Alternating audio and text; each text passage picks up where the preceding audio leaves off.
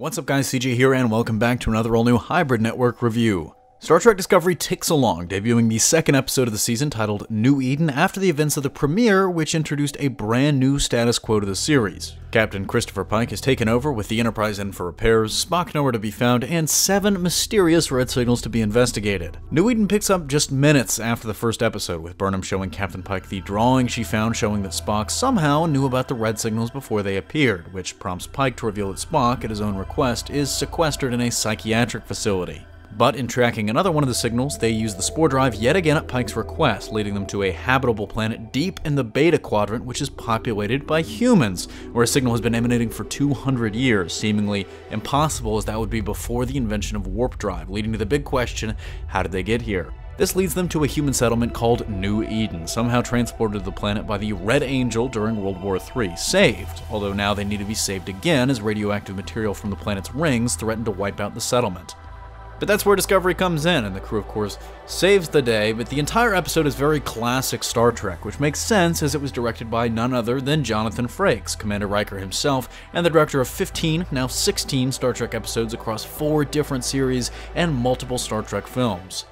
Part of that classic Trek feel is in the major theme of the episode, which is religion versus science, faith and destiny versus pragmatism and chance, something that is on everyone in the crew's minds, with the Red Angel seemingly summoning them literally halfway across the galaxy to save this colony of humans that shouldn't even be there.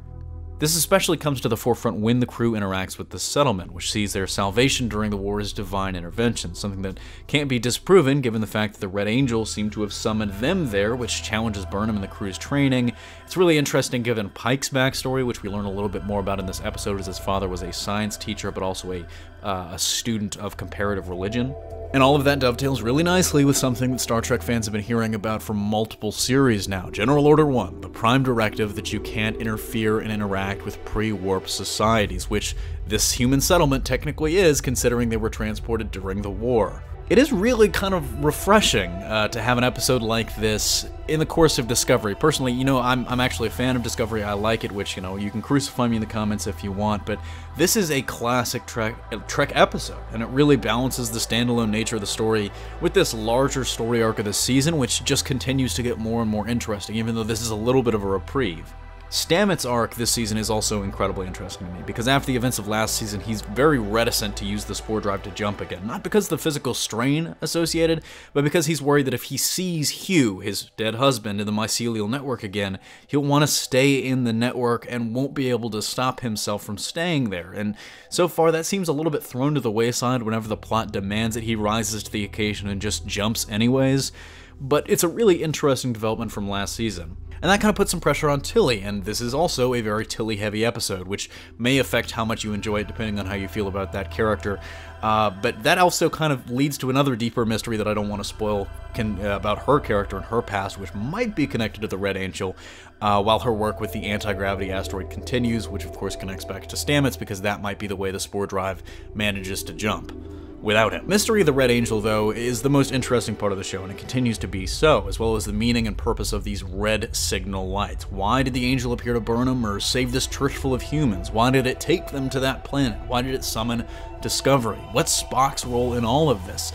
It's all interconnected so far. I mean, the asteroid that they picked up last episode plays a major role in this episode, and it kind of seems like they were led there to get that asteroid and then led to this signal to save them using that asteroid. It's all interconnected, but so far it's like looking at a 1,000-piece puzzle that's missing 999 pieces, and that alone is enough for me to continue watching each week.